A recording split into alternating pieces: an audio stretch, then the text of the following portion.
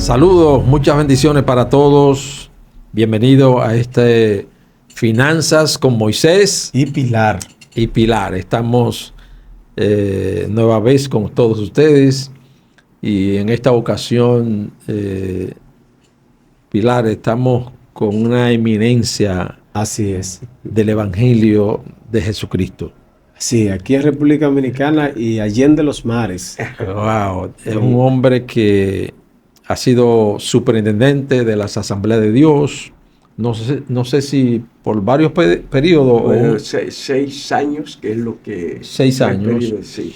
Y también 55 años pastoreando. Wow, sí. Pilar. Y presidente de CODUE también. Sí. Y presidente de la Confraternidad Dominicana de Iglesias. Central en 2 ocasiones diferentes. Director del Instituto de las Asambleas de Dios Central, también por 2 ocasiones.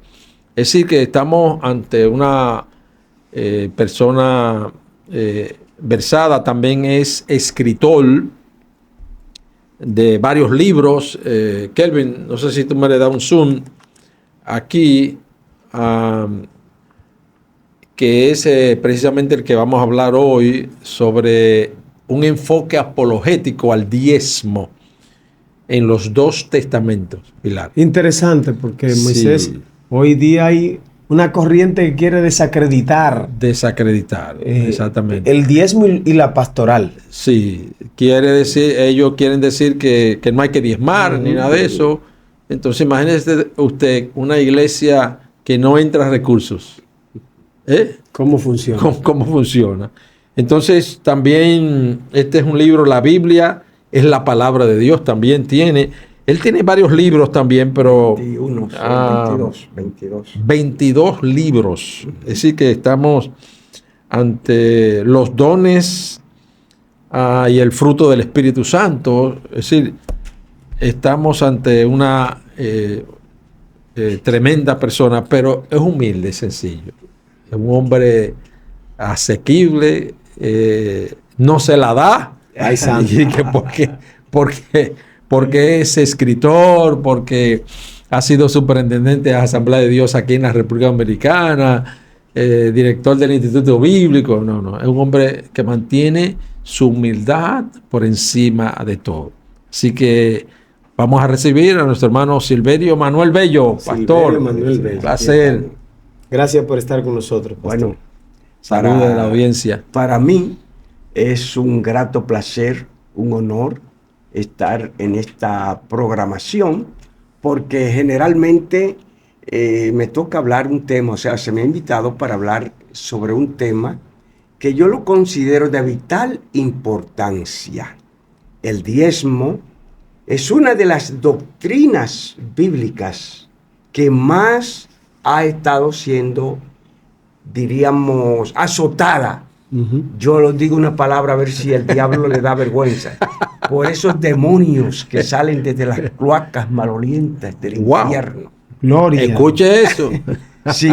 Y no vamos a decir que porque por la mala administración que algunas personas tienen, en parte por desconocer los principios administrativos que la palabra de Dios nos manda. Entonces, el diezmo, por ejemplo, este libro, un enfoque apologético al diezmo en los 2 testamentos. Es un material que ayuda al pastor, ayuda a la feligresía a conocer lo que la santa y bendita palabra de Dios dice con todo lo que es sobre el diezmo. Algunos dicen que el diezmo es un asunto de la ley, y en ese material probamos que el diezmo nació en la dispensación de la promesa. Y no nació de una imposición. Nació de la voluntad del patriarca Abraham, cuando él venía de esa guerra, con todo ese motín, se presenta ante Melquisedec, un tipo de Cristo. Aquí lo describimos teológicamente, todo lo que tiene que ver con Melquisedec. Y Abraham le da los diezmos, dice, de todo. De todo. Entonces, cuando se habla del diezmo, que muchas personas piensan, no, eso es de la ley, eso es de la ley. Mire, hay dos cosas que Dios instituyó desde la dispensación de la promesa, que en la dispensación de la gracia, que es la de nuestro Señor Jesucristo, tienen vigencia. La primera es el diezmo. Y lo segundo es la circuncisión. Pastor, ¿pero qué tiene que ver una cosa con la otra? Es que la circuncisión en el Nuevo Testamento, en la dispensación de la ley, viene a ocupar el lugar del bautismo. Toda persona que se hacía creyente en la dispensación de la promesa, Dios le mandó a Abraham a que lo circuncidara. Exactamente. Entonces, la dispensación de la promesa, todos los que no somos descendientes biológicos o físicos de Israel, somos de la promesa, no de la ley. Y si el diezmo nació en la dispensación de la promesa, en la dispensación de la gracia, había que aplicarlo. Pero hay mucho más, pastores, que ver, y aquí lo enfocamos y esto lo hacemos no para tratar de lucir. Lo que sucede es que son yo tengo 55 años en el ministerio. Santo La mayor Dios. parte de eso ha sido enseñando en instituto bíblico, formando obreros, enseñando a todos los niveles en universidades teológicas. Y digo esto para indicar que eso me ha obligado, aparte de lo que uno estudió teológicamente en los diferentes niveles, lo que estudió secularmente. Entonces, yo soy un amante empedernido de la investigación. Entonces, vi muchos de los libros que se ha escrito, no que no sean buenos, gloria a Dios por esos libros, pero como uno ha tenido tantas preguntas en las aulas, yo quise hablar de la experiencia, de la vivencia que uno ha tenido, aparte de lo que dice la Biblia, y también nuestros escritores, porque no es un plagio. Yo como escritor trato de justificar lo que escribo en la investigación que hago, pero nunca plagiar ni ir a la IA a buscar. Santo Dios. No. Hay que voltear páginas. Exactamente, hay que investigar. Hay que investigar. Entonces, Pastor Silverio, el diezmo en el Antiguo Testamento, a grosso modo, es decir, porque el tiempo es muy corto, a grosso modo, Sí. para después entonces entrar al diezmo en el Nuevo Testamento. Uh-huh. Entonces, vámonos al Antiguo Testamento, Sí, donde nació ahí nació. el diezmo. Sí, Sí, sí. a grosso modo, algunos 10 minutos ahí. Ok. Ya hablamos de que nace en la promesa. En la promesa, En la exactamente. dispensación En la de promesa. En Es una el promesa. libro damos, y no hay tiempo para comenzar a detallar ahí. Sí, sí. Entonces, cuando ya Dios, el pueblo de Israel está en el desierto. En el Sinaí, Dios vio la necesidad de poner ley sobre lo que nació en el corazón de su siervo Abraham. Exactamente. ¿Por qué? En primer lugar estaban la tribu de Leví, la número 10, que no podía heredar nada. Sí, según la En la tribu de Leví se iba a dedicar a tiempo completo al servicio. Estaban los escribas, no. Estaba por lo menos los levitas, que eran los que estaban para servir en el templo. Estaba el sumo sacerdote. Mire que habla de que todo el pueblo debía llevar el diezmo para que los levitas y su familia pudieran sostenerse, pero también para el cuidado del templo. Entonces, es tanto así que del diezmo está lo que le llaman el libro de Levítico, y lo señalamos en el libro, y lo dice la Biblia, el diezmo de diezmo. Diezmo de diezmo. Los levitas recibían el diezmo, y de ese diezmo ellos tenían que dar un diezmo al sumo sacerdote. Wow. Dios lo establece. Y mire lo que hace Dios. Y estamos resumiendo. Dios establece que ese diezmo tenía toda la casa de Israel que darlo. ¿Para qué? Para el sostén religioso de los ministros del altar. Que eran los levitas. Levitas. Entonces, los levitas, ahí estaban los cantores, los que servían en el templo. Los músicos. Sí, músicos, Porteros. cantores, porteros.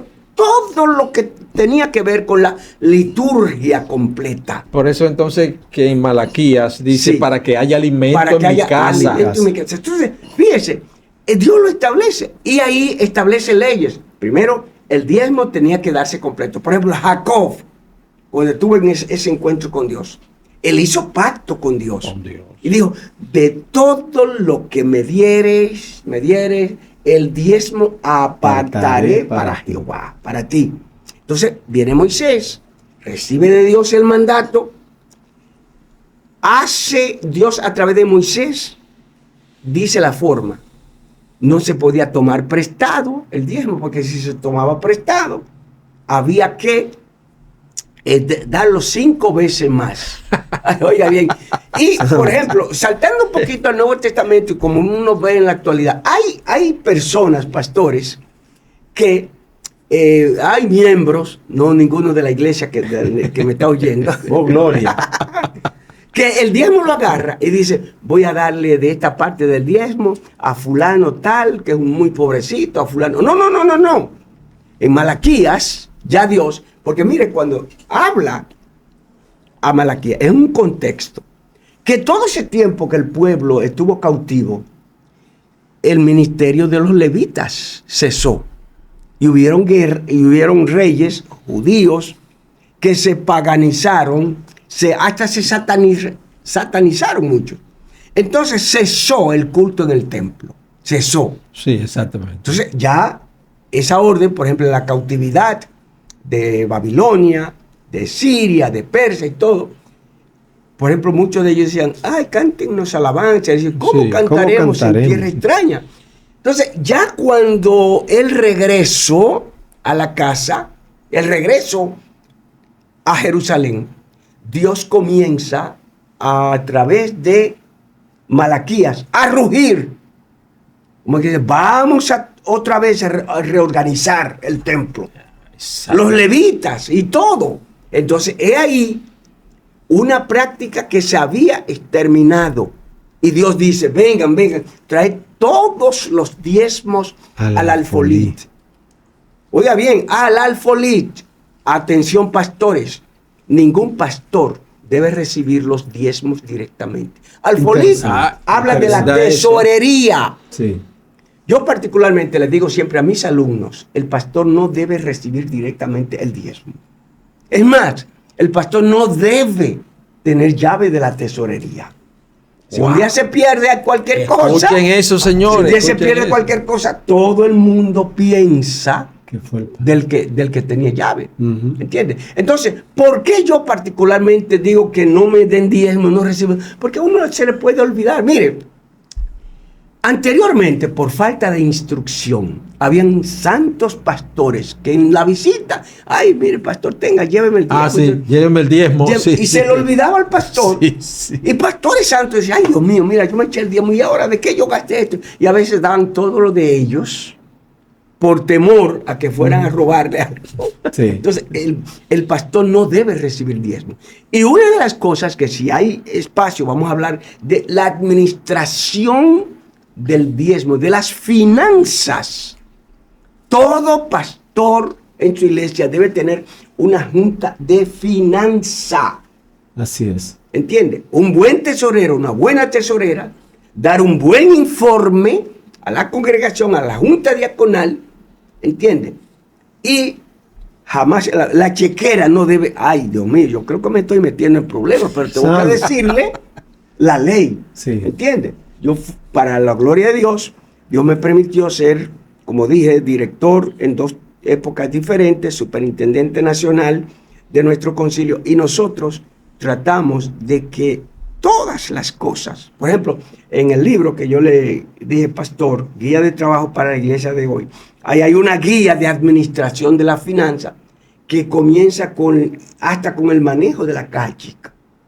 ¿Entiendes? Sí, todo eso vamos a hablarlo en la segunda parte. Entonces, tenemos concluyendo, sí, el diezmo nació en la dispensación de la promesa. Y por lo tanto, atiende a eso, promesa. Por lo tanto, tiene que ser aplicable a la dispensación de la gracia. Algunos piensan, pero Cristo habló del diezmo. Sí.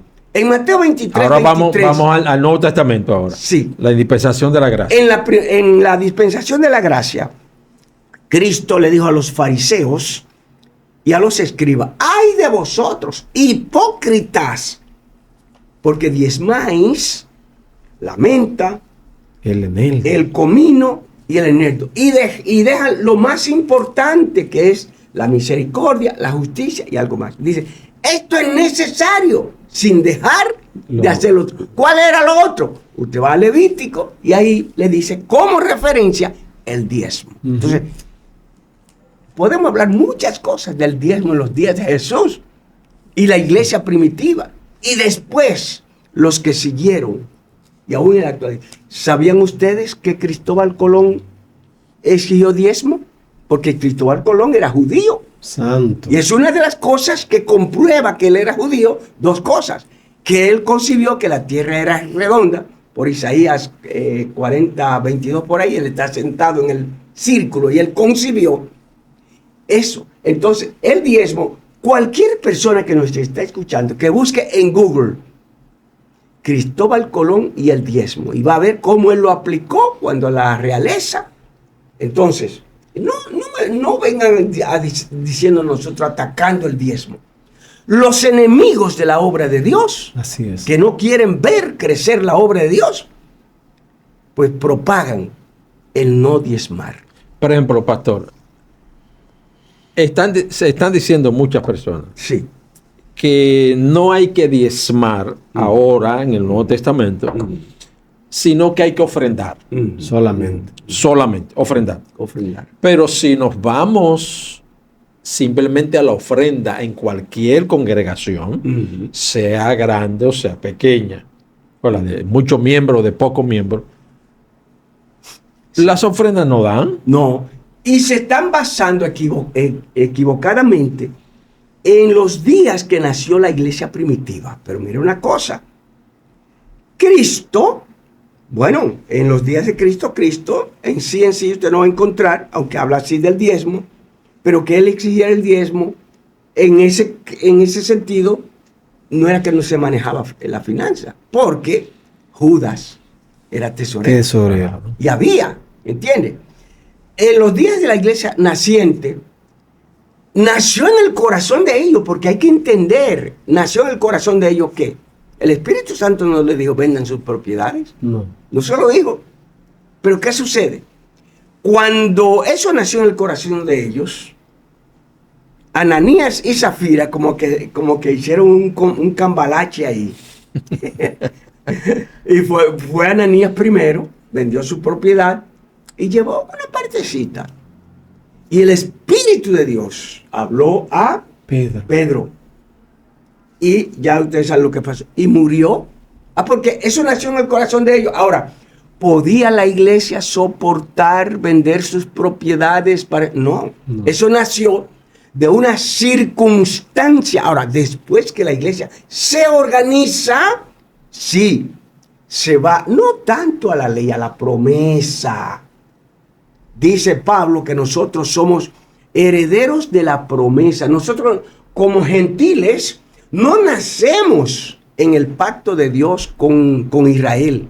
Nacemos también de la promesa, de la promesa de Dios para con Abraham, que pasó la ley. ¿Entiende? Entonces, vámonos a la promesa y sigamos con lo que Dios instituyó.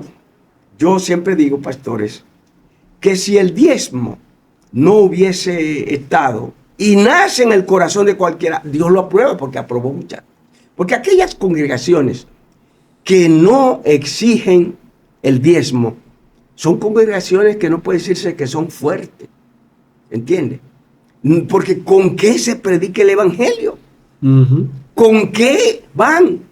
Como dice el apóstol ¿Con qué se paga la luz? ¿Con qué se paga la luz? ¿Con qué se paga el internet ahora en este tiempo? Un conserje, el mantenimiento de la iglesia. No, y con qué se paga el local. Entonces, los gobiernos en sus presupuestos no tienen un acápite que diga esto es para la iglesia. Y uno dirá, pero la iglesia católica, nosotros no cobramos por presentación de niños, no cobramos por bautismo, no cobramos por ninguna... Por casar a una persona. Por casar a una persona, ¿entiendes? No cobramos por eso. Entonces, se usa el término bíblico que por los siglos ha bendecido a la iglesia del Señor. Con eso se han levantado misiones, diríamos, locales, misiones transculturales o misiones domésticas, como se llama la que se levanta, ¿entiendes? Se sostienen misioneros, se envían. Y hay que quitar los oídos de aquellos que han fallado en administración de la finanza, o por no tener temor de Dios, o por tener todavía el espíritu de Judá. Ay, Dios ¿entiendes? No. Hay hombres santos y mujeres santas, claro, que saben administrar los recursos de la obra de Dios. Y si no fuera por eso, imagínense, porque los gobiernos no le dan a la iglesia.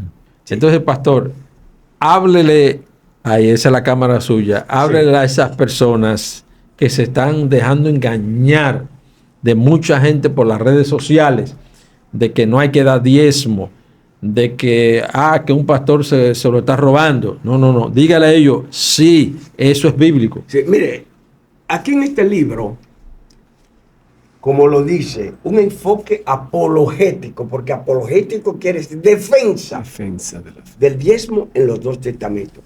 Usted lo puede conseguir en Amazon. No estoy haciendo una propaganda. Estoy hablando de algo que está siendo muy atacado. Por ejemplo, hay una parte que hablamos ahí de que hay dos razones para diezmar. Está la razón bíblica, que es un mandato. Y está la razón ética. ¿Cómo puede ser que una familia que va a la iglesia con su familia, el esposo y los hijos, la mayor parte de las iglesias tienen aire acondicionado, o abanico, o como sea, se sientan en buenos bancos? Eso cuesta dinero. Eso cuesta sacrificio. Entonces, es inmoral, es antiético que usted esté recibiendo beneficios de escuchar la palabra de Dios, de recibir aire fresco, de instruir, y entonces que no quiera colaborar. Por esa razón, bueno, aquí hablamos, y la bendición que habla Dios a través de Malaquías sobre el diezmo. Yo puedo decir que cuando uno enseña a sus hijos, a la familia, a diezmar, Dios bendice. Yo lo digo, mi esposa y yo tenemos 4 hijos, 2 varones y 2 hembras. Y nosotros le enseñamos a ellos a diezmar desde pequeñito. Para el creyente fundamentado en la palabra de Dios, el diezmar es un gozo. Así es. Una satisfacción. Wow. Una alegría. Para el que no ama a Dios y a su obra, siempre está mirando, esto y aquello, y en qué se gasten, porque no hay nadie más que investigue en qué se gaste el diezmo en aquel que no da para nada. Es muchas de esas personas que ni diezman ni dan, siempre están investigando. Por ejemplo, nosotros en nuestro concilio, Asamblea de Dios, hay una parte en el reglamento local y en la Constitución. Si un miembro de la iglesia no diezma, no puede ocupar una función en la iglesia. Eso es como muy cruel, pero ¿cómo puede ser que yo, que digo que amo la obra de Dios, enseñe que no hay que diezmar? ¿Y cómo se va a sostener la obra? Entonces, iba a decir una palabra que dicen por ahí, no es una mala palabra, ¿verdad? Bueno, yo diría, quítenlo de ahí. Sí. ¿Sabes que nosotros teníamos una invitada en programa anterior que precisamente la hermana Nelly, que ella decía que de lo que ella le daba a sus hijos, ella y su esposo le daban a sus hijos, ellos tenían que sacar el diezmo de eso. Claro, claro. Al igual que mis hijos también. Yo tengo 2 hijos que son diezmadores, porque nosotros le hemos enseñado que de lo que nosotros le damos, principalmente cuando ellos estaban pequeños, de lo que le dábamos, inclusive nosotros siempre le decíamos, mire, este es el dinero de la ofrenda que usted va a echar cuando vayamos para la iglesia. Eso es correcto. Y ellos iban y echaban. Y ahora que ellos son grandes y trabajan, ellos son diezmadores, mire, fieles. Y se ha podido comprobar, siervos del Señor, que las personas diezmadores, su crecimiento espiritual es diferente. Es mayor. Es mayor. El Señor los bendice cuantitativamente, o sea, primero cualitativamente, porque crecen en su vida espiritual. Esa profundidad, esa entrega incondicional. Y cuantitativamente, porque es una promesa. El Señor derrama esas bendiciones hasta que sobreabunde. Y personalmente, yo puedo decir que eso es una realidad, porque yo lo he comprobado en mi vida. Mi familia lo ha comprobado también. Y yo digo, viva la única forma que Dios dejó de sustentar la obra y los obreros, que es el diezmo. Amén. Pilar, wow. Dios. Tremendo tiempo con nuestro amado pastor Silverio Manuel Bello. Esperamos que usted, hermano, hermana, le saque el jugo a este contenido. Denos un comentario, díganos algo ahí en la caja de comentarios. Y si le resulta de edificación, compártalo con amigos, especialmente con pastores y hermanos que usted a lo mejor sabe que están prejuiciados con el diezmo. Así que, pastor, gracias por estar con nosotros. Lo tendremos en un segundo espacio. Le repito a los hermanos que le interese tener el libro, lo puede pedir a Amazon, Silverio Manuel Bello, y ahí lo conseguirá en un precio bien. ¿Y aquí en local con usted? Bueno, en la Oficina Nacional del Concilio, en el kilómetro 12 de la autopista Duarte, lo tenemos también. Excelente, ya ustedes saben. Dios les bendiga. Hasta una próxima.